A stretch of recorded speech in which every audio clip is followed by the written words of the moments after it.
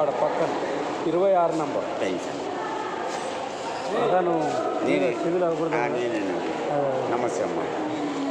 మంచిగా ఏమైంది? కొద్దిగా దమ్ వస్తుంది. ఈ ఒకరు నిన్ననే ఏడుచుకుంటూ చూసిన ఫోన్ టీవీలో ఏడుస్తున్నాం. మా భార్య ఏమైనా ఒక వారం రోజులు వరంగల్ పోయింటి నేను.